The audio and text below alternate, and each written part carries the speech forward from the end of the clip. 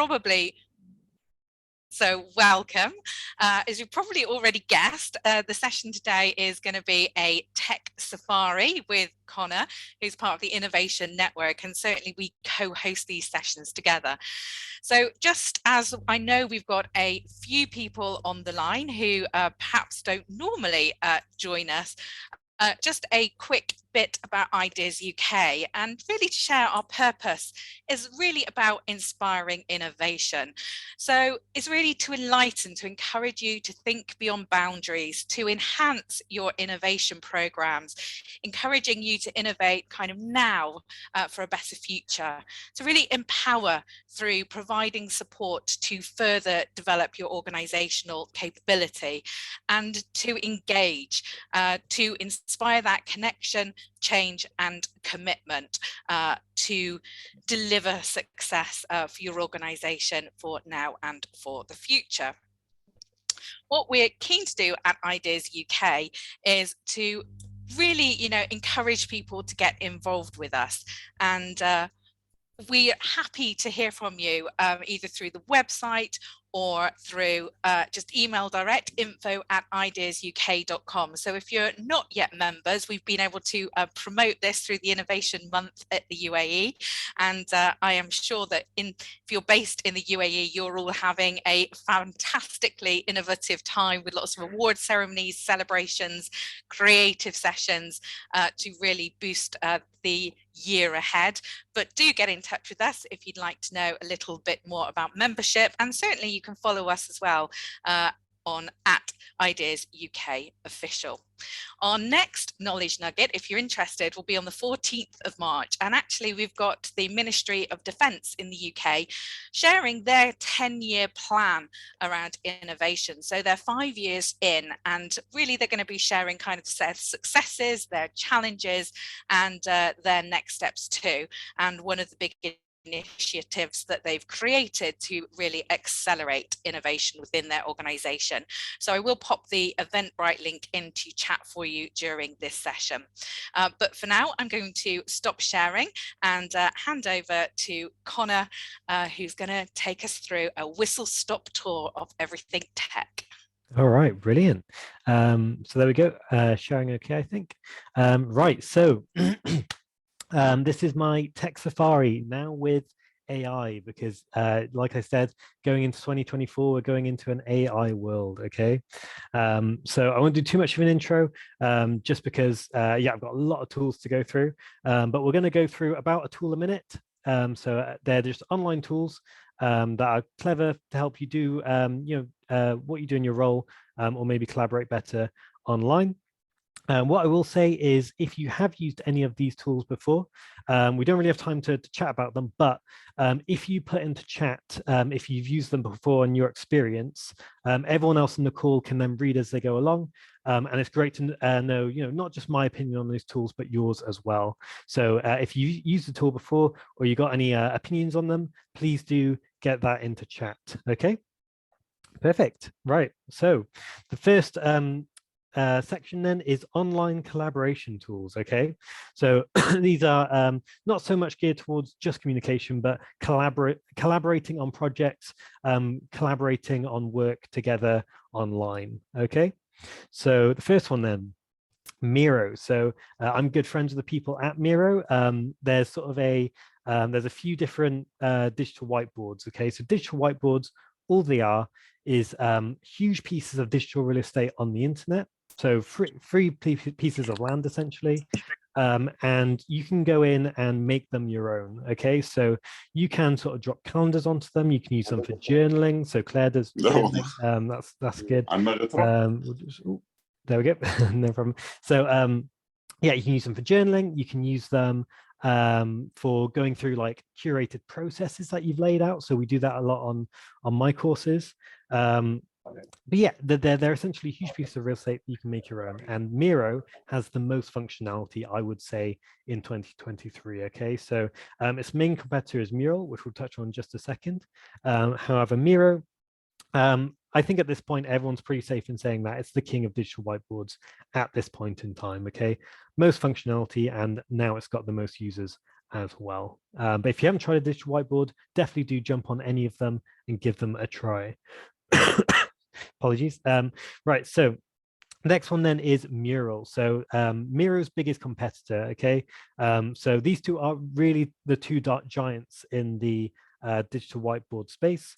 This one, it's got a lot of functionality. I would say it's not quite got as much functionality as Miro, but it's still a very smooth experience, okay? So Microsoft and Google, they're still sort of trying to sort their whiteboard experiences out. But meanwhile, these two companies really do have something out of the box that's really kind of user-friendly for people to jump onto a digital whiteboard. And as you can see, on this little screenshot here, lots of sticky notes. It's about putting loads of things onto the board so you can filter them down later. That's sort of the beauty of a digital whiteboard. Okay, so going on to MindMeister.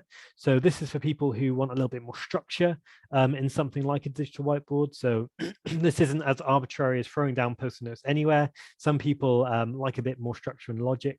And what this one allows you to do is make mind maps. So mind maps, loads of us used it in sort of revision for exams, but loads of us still use them for work, right?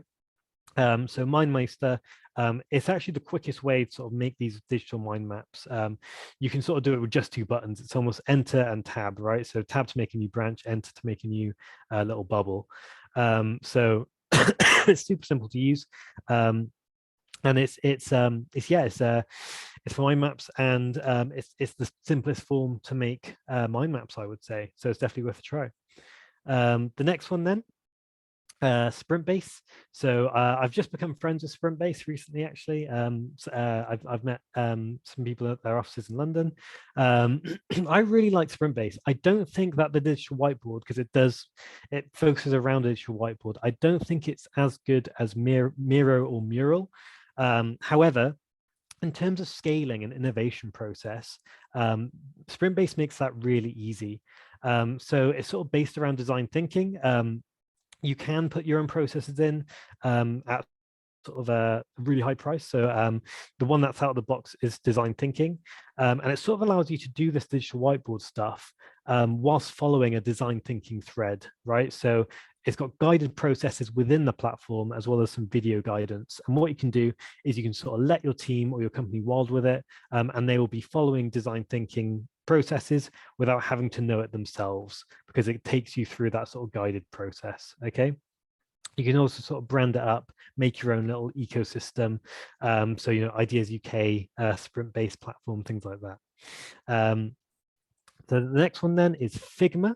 So Figma, it's great for collaborating, but it's really good for making prototypes. Okay, so if you haven't everyone has that $1 million app, right? That app that they think will make them a gazillion pounds, right? Or at least we did back in 2010. This is a great platform for actually making a prototype of that app. Okay, so you can sort of simulate user interfaces. So instead of buying that developer and getting them to make you your app, you can quickly jump onto Figma, make some mock-up frames that actually look gorgeous, especially if you're good at Figma. Then you can make those frames sort of link together, kind of like in PowerPoint, right? And what that's going to allow you to do is very quick, very easily make these user interfaces, and you can test with real users whether this app is actually worth developing or not, okay? So there's lots of apps like this, but Figma is actually the king of them. Figma has the most users. Everyone swears by Figma, and there's some sort of Figma experts out there that you can find guides off of and things like that. So if you are looking to make some user interfaces, some sort of prototype software, Figma is the one for you.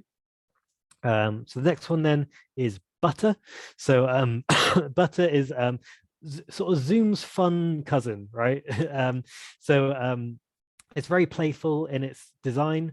And it's sort of geared towards workshops, right? So if you're trying to impress someone or run a workshop which is has a little bit more energy, you might opt into using Butter instead of like the boring Teams or Zoom, right? So while the presentation is interesting and unique, it's sort of a more logical, sensible selling point is that there's no window hopping, right? So it's got a load of sort of workshop tools in it. So timers, polls, things like that. And in theory, everything you need should be in Butter without you having to jump onto other apps, right? So in this meeting, if I wanted to throw out a Miro board and have everyone jump on Miro and do things there, in Butter, I could actually just pull that up within the conferencing itself. There'll be no need for me to post a link and have you all go to a different window, right? So no window juggling. The next one then, Otter AI. So I do still have some AI in here from before the update. However, these ones are sort of the original AI, right? So these have been in there for a while. So Otter AI is still a really good platform. All it is it's just really good at transcribing. Okay, so if you're there making loads of notes in meetings and things like that, if you use Otter AI, it should be able to transcribe things into paragraphs for you, right? So there's two ways to use this. You could either plug it into your existing sort of conferencing software and get transcribes of meetings, or you could use it alone, standalone, and just talk into it, and it's going to generate a lot of text for you that you can use, sort of just as a little memoir, anything that you want to use it for, really. But it's actually got the best sort of speech recognition on the market right now. So it's a really good one to use if you want to just speak in something and have it transcribe as text. So that was everything for collaboration tools. So now we're going on to communication. Okay, so these are going to help you communicate internally with your team and some with customers as well. Okay, so the first one then, Slack. Everyone's used Slack by now, but this is really creating just a hub for you and your team to really collaborate effectively with, really. So how it works is it has got sort of channels, so you can create channels to do with marketing. If you've got a marketing team, you create a channel to do with a specific project that you might be kicking off, and it really does allow you to compartmentalize your sort of conversations, right? So back in the old days, we used to have emails where we'd group everyone into certain emails, or CCs, BCCs. Before my time, and things like Slack came in and really just made that all simple, way more simple and easy to use, right? So like I said, you can use channels, but it's got way more features than that as well. So there's integrations, there's plugins, and now it's got sort of video calls and stuff like that. And it's also really good for keeping files as well. So if you've got any sort of Slack subscription, if you sent your colleague that file 6 months ago and you need it again, it's actually really easy to find on Slack. So there's got a load of features that are really useful. Microsoft Teams, very similar concept. So you're either in Microsoft Teams or you're not in Microsoft Teams, right? So if you're using Microsoft Teams, you already know what I'm talking about.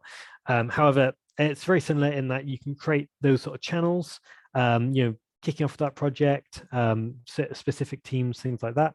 And you can also create those calls, so you can call people. It's just, again, that all-in-one sort of hub, right?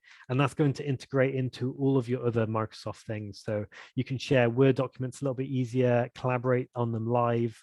Same with Excel sheets. Anything that Microsoft owns is much easier to do in Teams, right? That's the sort of the idea of their ecosystem. But similar sort of concept to Slack, in that it's a hub where everyone can just go in and collaborate together. Flowdoc, I won't go into. This is just sort of an alternative to those two I just mentioned. Again, it's a hub where your team can collaborate. This one is a little bit simpler. It's color based, and it's got less features, right? So it's got less features. However, it is kind of beautifully simple, and that's its selling point. It's sort of taking a lot of those features out, because a lot of people actually like that a little bit better. So this is just me providing a little bit of an alternative to the two big ones of Slack and Teams, right? Google Hangouts. So Google Hangouts, Google Meet, the same sort of thing. I think they're fading out Google Hangouts for Google Meets, but it's the same technology that it works on. So I always say there's nothing wrong with Google Meets, right? So everyone's very opposed to using it. However, it's a very smooth experience. So what you find is that when people make sort of Google Calendar invites, it'll put in a Google Meets calendar, and people will instantly change it for Zoom or Teams. I always say give Google Meets a try. Everyone always tries to shoo it off, but the calls are super stable. You use them within the web browser, and it's very simple. So if you're going into a meeting, and you don't need to use anything fancy, I do recommend just giving Google Meets a try. You might find that you actually like it. But it's a very simple video call platform. There's no bells and whistles to it, but I will say that it works very well, and it's a very smooth experience. The next one then, Loom. So Loom is an interesting one. It works as a Chrome extension. There is also an app, but I don't think it works as well. But essentially, either way, if you have the Chrome extension or the app, all it is it's a system where you can essentially press go. You can press go on recording. I can record a little video, and what that's going to allow me to do is once that video is stopped, so once I've hit end on the video, it's going to put a video on my clipboard that I can instantly send to people. Okay, so if after this talk you message me and you say, Connor, I want a bit more information on, say, Google Hangouts, then I can just click go on Loom. I can record very easily, very quickly, a little bit more information on Loom. And once I've clicked done, I'll have the link in my clipboard, which I can then paste to you. It's just a really easy way to sort of doing asynchronous communication. So without us lining up a video call, I can just send you a very quick video, very simply, very easily. Okay, so it's sort of got that practical side to it. So Bonjoro, it's a very similar concept, okay, in that it's very quick and easy video, sending out videos. However, the thing with Bonjoro is it's more geared towards thanking customers, right? So what you do is, once someone has sort of purchased a product from you, maybe, you can set it up so that Bonjoro will send you a notification saying you need to thank this person. And what I can do is I can just click that link that it sends you, and I can send a quick thank you. So thanks so much for buying this training course, and click send. So what it does is it makes reaching out to customers and thanking them really easy and really simple, because it's just receiving that notification, clicking open on that video, recording a very quick thank you, and then once you've hit end, it will send that thank you off to your customer. So in terms of making sure that you're staying in touch with clients and things like that, Bonjoro can be a real game changer. Going into AI, I did see an AI platform where you can sort of do this at scale. So I can record one thank you video, and the AI will then replace my words and thank. So if I have to thank Kayla, Mohammed, and Grant, then the AI will actually generate those three for me without me having to record them. Okay, so it sounds kind of like scary stuff. However, that's the world we're going into, right? So I haven't included it on this one just because I haven't tried it out and I don't know how good it is, but just know those sort of AI tools are out there, right? So gone will be the days where we're recording video after video. There will be AI that will sort of be swapping little words here and there to sort of customize videos for specific people. Okay, so speaking of AI, we're now going into the AI section. Okay, so very hot topic. Yeah, AI stands for artificial intelligence. Artificial intelligence as a definition is quite interesting, because what counts as artificial intelligence, right? To a degree, it is sort of branding, because as soon as programming gets intelligent enough, then you can call it artificial intelligence. But going into the section, I do want to say I'm not an artificial intelligence expert. I am a collaboration tools expert. Okay, so some of these more technical questions I might not be able to answer on these. However, I can certainly point you in the right direction of some really cool AI tools that you could use right after this meeting. Okay, so the first one, ChatGPT. So this room, so this Zoom call is now split into two groups. Those people who have used ChatGPT about 20 times before this talk, and those people who have never heard of ChatGPT. Okay, so that's where we are with AI at the minute. It's sort of a it's the worst kept hidden gem, right? So what ChatGPT allows you to do is it's kind of I say it could be the next Google, right? What it's going to do is you can type in questions and it's going to give you very human-like responses. So you can ask it things like, you could ask it to make you a song on Ideas UK in the style of Ed Sheeran, right? And it can really do that for you. It will make those lyrics. It'll pull information off the web and it'll give you something very specific. Okay, so you can use this to write copy. You can use this to ideate. There's loads of things you can sort of get out of ChatGPT. But the real thing that you need to know is it gives you specific answers. Whereas if you ask something on Google, you then have to sort of go through the pages and try and find the specific information that you want. Okay, so that's the kind of key distinction. Is that on Google, you're going to be going through Google pages, finding the right website, finding the right line on that website, whereas ChatGPT is just going to pull information that it thinks is relevant. Okay. So it's a little bit hard to explain ChatGPT fully in this time constraint. However, it's free. So if you aren't introduced to AI yet, just jump on ChatGPT, ask it a few questions, and you're going to very quickly learn what AI in general kind of is capable of these days. Okay, but I'm going to give you some more AI that a lot of people haven't heard of, because I know a lot of people have heard of ChatGPT. So Fireflies, this one is it's a little bit like Otter AI, but it's got that sort of ChatGPT functionality. So this is going to plug into your conferencing software. It's going to listen in on all your meetings, and it's going to sort of transcribe them, record them. However, there's a couple more AI things as well. So once it's recording all the meetings, it's got that ChatGPT kind of interface where I can ask it, that meeting I had with Zena 3 months ago, what did she say about the Ideas UK knowledge nuggets? And it's going to go back to that meeting because it saves all of that data, and it's going to give me a very specific data. Zena said this about the knowledge nugget meetings. Okay, so it's using that artificial intelligence to just pick out that specific information. Okay, that's its sort of ask Fred search for info functionality.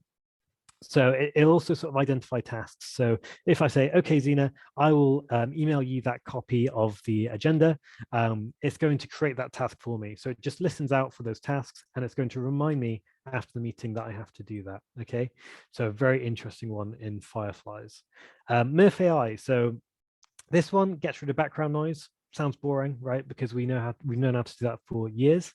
However, this one gets rid of oh no, sorry, I've gotten too mixed up. I do apologize. Murph is not getting rid of background noise. Murph will generate natural voiceover from text, and I have used this one before. So it's actually really natural sounding. So you can upload text documents to Murph, and it will generate you a very human-like MP3 file, right? So if you've got that training course and you don't have time to record it, or you've got that explainer video and you just can't quite get the microphone set up right, all you need to do is upload that text to Murph, and what you'll find is it generates really clear human-like voices, and you've got 120 there you can choose from as well. So 120 voices, it gets you some really human-like voiceover. Okay, so then you got Looker. So Looker is great for when you are trying to start up that business and you don't quite have the branding yet. Looker can generate a brand and a logo very quickly. Okay, so all you need to do is you need to fill out a little questionnaire. It takes less than 2 minutes. It's going to ask you sort of the name of your business, what industry you're in, what colors you like, and very quickly it's going to generate a logo that looks very professional in, like I said, under like 3 minutes. Okay, so it might not be the logo that you land on, but especially just for getting energy behind projects, I always like to encourage people to use Looker and just generate that logo, just to give it that touch of professionality.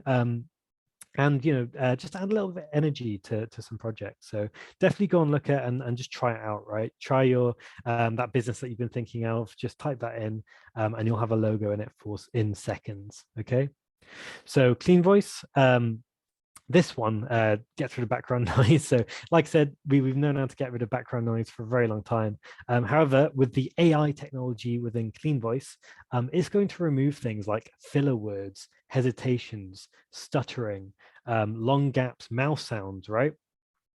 So it's very clever in the way it'll listen to your whole recording. So if you're doing something like a podcast or an explainer video, it'll listen to your whole recording, and it's going to identify where those are, things like that, and it's going to remove them and give you output sort of a MP3 file where you sound very clear voiced, right? And very sort of intentional with the things that you say. So this was great for me because I do use a lot of filler words and things like that. But a great one to know about, right? So if you do use a lot of filler words, a lot of ums and ahs, definitely check out Clean Voice. Okay, so the last AI tool I will give is originality AI, right? So if AI is a disease, then this is the cure. I'm just kidding. Obviously demonizing AI is its own conversation itself, right? So definitely have that after the talk. However, originality AI and similar AIs are going to become very popular. Okay, what they are is artificial intelligence that is going to detect artificial intelligence. Okay, so this one is a very simple software to use. You just download it onto your computer, and what it allows you to do is just highlight text, and then you can right click and sort of scan, and it gives you a score based on how confident it thinks it was produced by something like ChatGPT or something like that. Okay, so this is sort of the school teacher's hidden weapon, right? So when kids are all doing their homework via ChatGPT, the teacher can just scan all of their documents, hit right click, and detect whether an AI wrote it or not. Okay. So just know when you are using these AIs that this sort of technology is becoming rampant as well, right? So there's going to be a sort of a war on how clever the AIs can get versus how much these sort of anti-AIs can detect them, okay? But this is free, so you can go in if you are sort of concerned about false articles and things like that, you can use Originality AI. Okay, so that's the end of the AI tools for now. However, there's also a website called There's an AI for That. Okay, so if you are curious of if there's an AI for a specific use case, there's a massive database called There's an AI for That. You can jump on there and you can just see if the use case is there. Okay, because obviously AI tools, they're coming out every single day, and there might be one that fulfills a specific use case that you don't already know of. Okay, so if you have a niche or job role, you might want to jump on this and see if there's anything that can help you out AI style. Okay, brilliant. Okay, so I think we're making good time. Yeah, brilliant. So we're now on the project management section. Okay, so these are going to be great for sort of team productivity, managing your tasks, things like that. Okay, so making sure that the whole ship is running smoothly, essentially. So the first one is Asana. So Asana is your sort of no bells and whistles, basic task management app for your whole team. Okay, so it's got loads of integrations. So it's essentially Asana is sort of the king of project managers at the minute. At this point in time, I think Monday has really gotten bigger recently, but I think Asana is still at the top. And it's your basic sort of project management. So, Microsoft has its own project management, which people stopped using, in sort of 2010. And they started jumping onto these individual sort of project management apps. And Asana really has been the biggest one for probably the last 3 years. So you can you can see tasks in different views. So it's got all that sort of functionality. You can see it in sort of a calendar and Gantt charts, things like that. And it's also got loads of integrations. So if you're already using something like Slack, something like Pipedrive, CRMs, Asana can sort of weave into all of those systems. And you can pull in tasks from those, or you can pull out tasks and listings as done in other applications using the APIs. So yeah, essentially it's your bog standard project management, but it's got that sort of back end functionality that's really good. Moving on then to Trello. So Trello is, I put it in the project management app because that's how the vast majority of people actually use it these days. However, it is actually just a Kanban system, right? So if you like your Kanbans, then Trello, you probably already heard of Trello in that case. However, a lot of people do use it for project management. So, what you've got is you've got, as you can see in the sort of picture, you have these sort of feeds, so you can scroll down them like a sort of social media scroller. However, you can sort of move them from board to board, right? So how I like to set up a Trello sort of project management board is I like to do a sort of to-do, doing, and done. And what that allows you to do is it just allows you to feed in tasks in the first board, bring them over when they're being done, and then once they finally have been done, you can pull them to the last sort of board, okay? So that's sort of how Kanbans work in general. But yeah, a lot of people opt into using Trello. Okay, so yeah, it's a great option even in today because it has been around for a while in managing projects. So then the next one then is Airtable. So if Trello is sort of Kanbans for project management, then Airtable, I would say, is sort of that spreadsheet for project management, okay? So whereas a lot of these work in tasks and you plug in tasks and you have different views, Airtable is more based around having a sort of spreadsheet style, which you can sort of manipulate in different ways, okay? So there's loads of field types. So you essentially, like in any spreadsheet, you make these sort of fields and you can allocate them sort of tags and things like that. And that's just going to really allow you to manage data. Okay. And once you've done that, so once you've set up Airtable correctly, and you've got all those sort of different tags and things, you can visualize the data in any which way you want. So once you've sort of entered everything into the spreadsheet, you can sort of output Gantt charts, calendars, all those other visualizations once you've done the sort of back end of using that spreadsheet. Okay, so if you're in love with spreadsheets and you need a project management tools, then Airtable is probably the one for you. Monday, like I said, Monday is becoming quite rampant.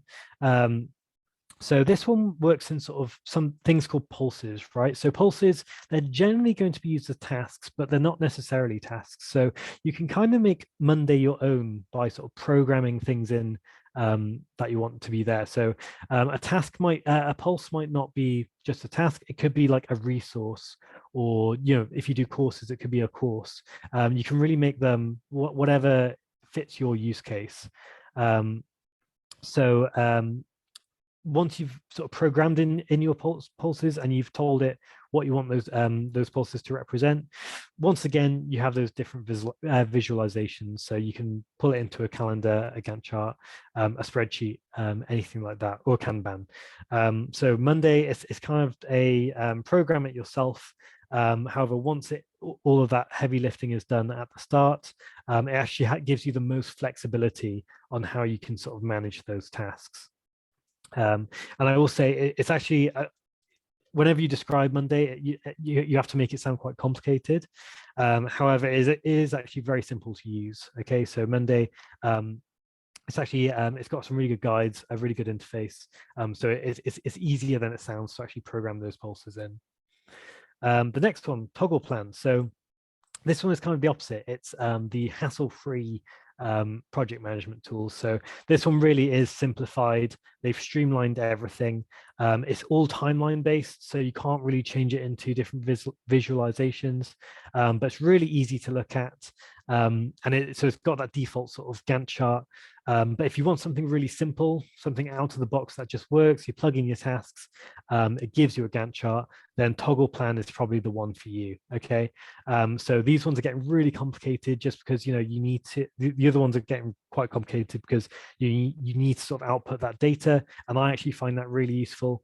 But if you want to go back to basics and find something really simple, then Toggle Plan is going to really help you out on that. It's just plugging in those tasks, setting the deadlines, and you're good. Okay. Next, we've got Bonusly.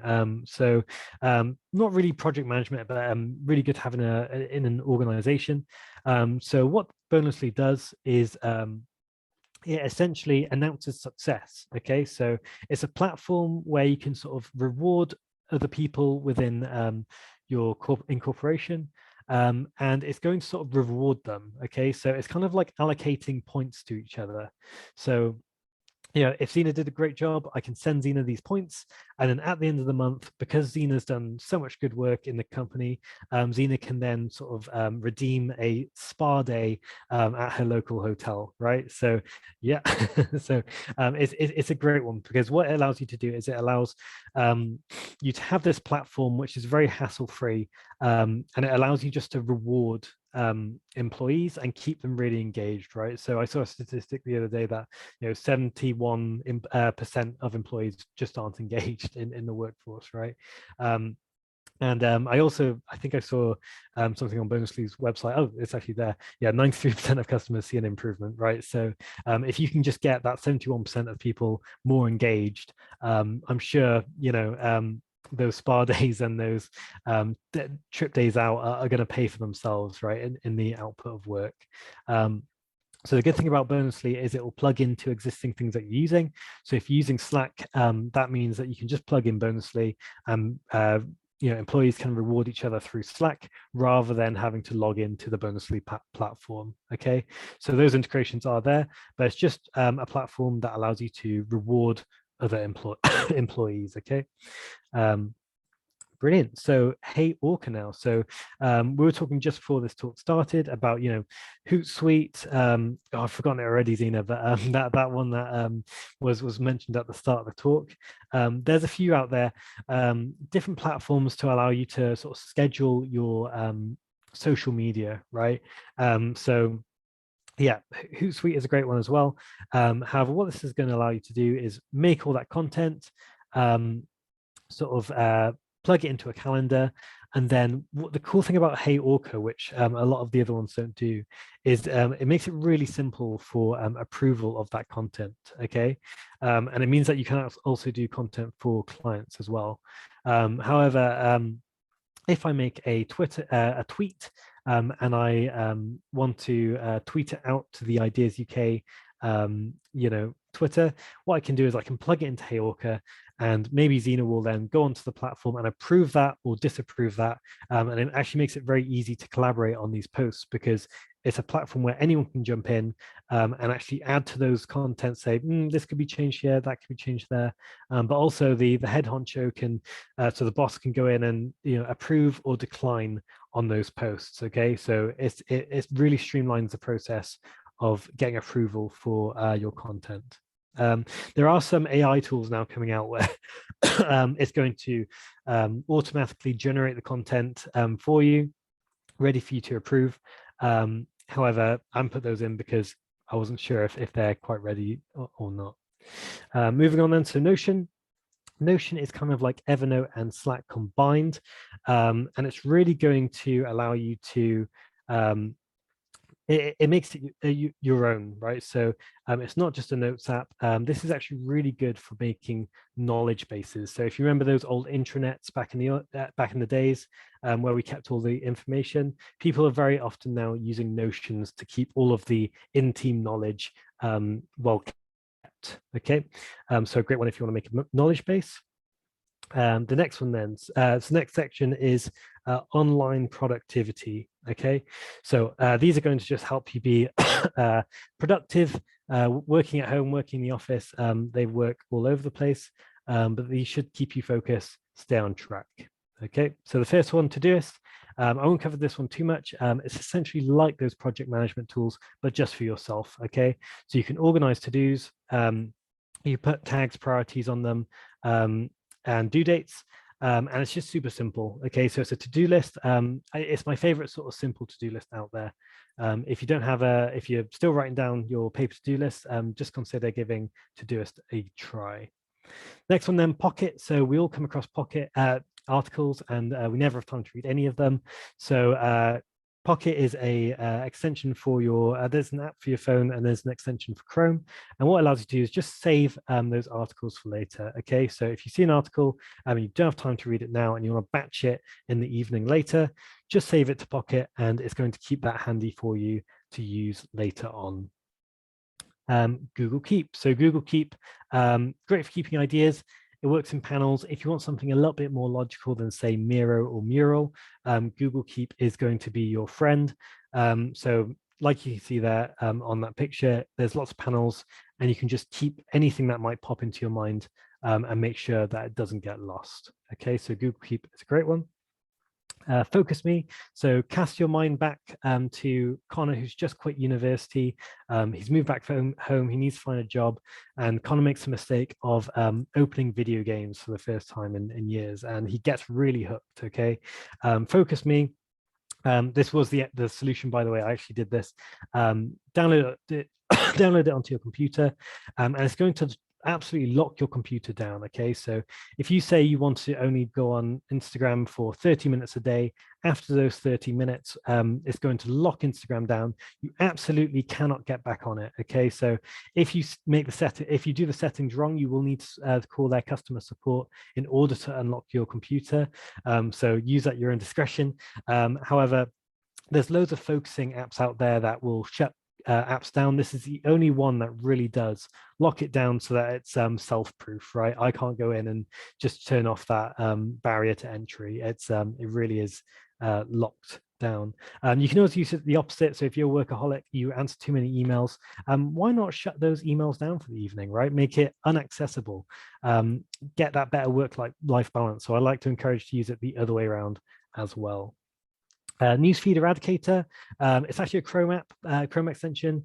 However, I must include it because, you know, if you want to use things like Twitter, Facebook, for the functionality, right? So Messenger, you know, messages and the calendars and events, things like that. But you don't want that endless sort of scroll down the middle, which has, you know, everyone's sort of thoughts and opinions. Their Newsfeed Eradicator, you just download it onto Chrome, and it's going to just get rid of that part. Okay, so you can still use your social media for messages and the useful parts of them, but that endless sort of newsfeed down the middle, you can get rid of that with Chrome extensions like Newsfeed Eradicator. So just know that that is there. Okay.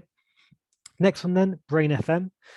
So Spotify and things like that are great for focus music. However, I always have that issue of, you know, well, some of you might have the adverts, but you know, they always sort of add things to playlists, and they might have lyrics in, throws you off guard. All of a sudden, you're not thinking about work, you're thinking about that Spotify playlist and maybe changing it, right? So Brain FM sort of gets around that problem. It is sort of scientifically based focusing music, and it's a little bit more consistent than Spotify, I would say. So you can set it to focus, relax, sleep, meditate, and it's just going to give you that background noise that you just know isn't going to be distracting. Okay, so there's no sort of changing songs. It all sort of flows into each other, and you can set timers to make sure that it ends at a specific time as well. So it's just a great solution for that sort of background focus music. The next one then, Evernote. So Evernote is a classic, right? It's just a really well-organized notebook, essentially. I like to think of the idea of having a second brain, right? So, you know, you yourself, you can't remember everything. You definitely should have that note-taking system to log all of your thoughts, all of your meeting outcomes, things like that. You should be logging that somewhere, whether that's Notion, whether that's another note-taking app, or Evernote. So Evernote, you're just going to open up the app, and you can just start writing notes. You can create different notebooks, create different, you know, headings. It's got loads of templates. I even saw a template on there for breaking down cleaning your house, right? So some really interesting ones on the Evernote sort of homepage. But you can make it sort of your own, but it's essentially that note-taking app. And I recommend that everyone uses a note-taking app, no matter what that might be. Next one then, Sunsama. So this is going to be your sort of the middleman between your Google Calendar and those project management tools. Okay, so this one is kind of taking in those tasks from those project management tools, and it's laying it out on your calendar, right? So you can use it on its own. However, I think it works best when you're getting it to talk to, so say something like Asana, it will take those tasks and it will use AI to recommend how you should structure your day, okay? And then you can push lower priorities off until the next day, and it just really allows you to manage your time. So yeah, integrates with a load of management tools, and it just is great for time blocking. I always think time blocking is so powerful. If you just put down tasks in your calendar, you'll be amazed at how easy it is for you not to think, oh, what should I be doing now? Because you've laid it all out there before the workday has started, right? And Sunsama just sort of helps you with that. The last one then is email. So email, a few tools for this. I'm going to go through them very quickly. Tempo is just an email interface where it's very simplified, very streamlined. I always hate looking at Google Mail. It gives me anxiety attacks, right, because it's so complicated. Tempo simplifies everything. Spike will turn email into essentially Messenger. So if anyone's used Facebook Messenger, Spike just converts all of your emails into those sort of texty conversations. So if you have that Gen Z person come into the workplace who just can't use email, I can barely use email, then Spike is going to definitely be a big help in that. It turns it into something like WhatsApp or Messenger, okay? And your whole team can go on it and use it like Slack as well.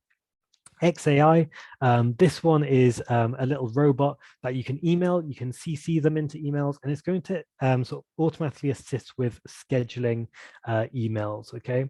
So all you do is maybe means you want to have a meeting, and so I'm going to CC in x.ai, and it's going to talk to both of us to see what time works for us, because it can see both of our calendars, and it's going to say, would you like the the meeting at 9 a.m. I'll say yes, Zena says yes, and then it'll automatically put that in both of our calendars with the Zoom link in there as well. Okay, so it's a little robot, just helps you schedule your meetings. Calendly then, so I think we've all used Calendly by now. I can set times where anyone can book to see me, right? So I go into a calendar interface, I can say this day, this day, this day, and this day. Anyone can come in and talk to me. I can do a lot of settings there. So there's settings for, people can't book a minute before that slot to see me because that's not enough notice for me. But it just gives the user that sort of interface where they can go onto Connor's Calendly, pick out a spot to talk to and have a meeting. And it's going to automatically then schedule everything. So once they've picked out a time, they're going to get something in their calendar. I'm going to get something in my calendar with the link. Okay. And it will obviously notify me as well when people do book my time. Okay, so Calendly, a load of people have used it. I do recommend, if you're always going back and forth with people on meetings, but generally you are you are open to meeting people on Zoom or something, to use Calendly. So it just makes it, instead of going, oh, does 8 a.m. work for you? Does 9 a.m. work for you? You send them the link, and then that person can pick out what time works for them, and then that way you both know that's a time slot where you're both available, right? So it just simplifies everything. So just to finish off very quickly, the lightning round. Okay, I'm going to go through these lightning quick, okay, because I have no time left. So color grab. Color grab is a Chrome extension where you can click on the Chrome extension, click on a color, and then that sort of hash number will be on your clipboard for you to use anywhere that you might need it. Okay, super simple. Stay focused. A bit like that one that locks down your computer, but a Chrome extension. Okay, so you can very easily just stop using Facebook for certain periods of time, and it's much easier to use than the one I said about before. Speechify, so Speechify allows you to highlight text, right click, and it will read it out loud to you. Okay, so if you want to sort of read an article in the background, just highlight that text, right click, and Speechify can read it out so you don't have to follow along with your eyes. The great suspender. Do you find that Chrome goes really slow when you are opening loads of tabs and you've got too many tabs in general? The great suspender will close any tabs that have been open for too long. Okay, so saves your computer space, saves your desk real estate. Yeah, so anything that's not been open for 2 hours, why do you need it open? The great suspender will go in and just close them down automatically. Okay, so going from Chrome extensions, we're going to websites now. So Undraw, some beautiful royalty-free images. You can plug in your sort of brand color, search a term like, say, leadership, apps, anything like that, and it's going to spit out some beautiful illustrations that has your brand color and is really relevant to maybe that PowerPoint that you're making. Okay, so that's absolutely great for making things look more attractive. Emailchecker.net /email extractor. If you've got that long list where you want people's emails, I deal with them all the time, then you can go onto this website, emailchecker.net /email extractor, and you can just pick out all the emails. It will generate a list of the emails instead of you having to go in and copy and paste those specific emails that might be in that long form paragraph or something like that. Quillbot will just rephrase things. So it'd be a great one to know in university or something like that, but just rephrasing anything that you need rephrasing. So if you want to recycle content that you've used before, Quillbot is a great one for that. Okay, this is a PSA. So we all know of how to turn a PowerPoint into a PDF, and I'm sure we've all come across those dodgy websites before where you have to give them all your information and then you can convert PDFs to PowerPoints. However, did you know that Adobe has their own one? So I obviously trust them a lot more with my information than the dodgy ones you find on the internet. But if you just go to that URL there, you can convert any PDF into a PowerPoint, okay? And I don't need to tell you why that's useful because I'm sure you've all ran into that situation yourselves, okay? We all do it. But just know that Adobe have their own converter there. Photopea, free Photoshop on the net. That's all I need to say about that one, really. It's a Photoshop interface. It's free, it's legal, believe it or not, but you can use it as Photoshop within the web browser. That's photopea.com. The last two then, so crop circle, so that's going to crop any image that you want into a circle. So don't put that square image in your PowerPoint of the speaker, turn it into a circle first, looks much nicer. And then you've got remove background as well, same sort of thing. If you've got that speaker image and you want to just remove the background, make it look a lot more professional, you can use remove.bg on any image, uses some artificial intelligence just to remove the background. Okay. And that's it. So that is my Tech Safari done. I know it's lightning fast. I will get Zena the PDF so that you can go in and pick those out if you did find any of them useful, but you didn't have time to screenshot it because I was going so quickly. But yeah, that's all of those tech tools done in 50 minutes. Wow, Connor, that was amazing. Thank you again. These sessions, I know we do them annually now, and I always pick up something new. And I think Chat GPT is definitely one for me. And then I quite liked a couple of those little ones at the end as well. So I should give up my book and take an online note app as well. So thank you very much. I have dropped into the chat function the sign up for the next Knowledge Nugget, and I'm sure Connor, you'll put your email into chat too. Yeah. So if anyone wants to get in touch with you directly, they absolutely can. So thank you all for joining us today. I hope you found that really useful. Lovely to see some old and new faces join us today, and hopefully see you back at the session next month too, on the 14th of March. But Connor, that was brilliant. So thank you so much. Yeah, thanks so much, everyone. See you next time.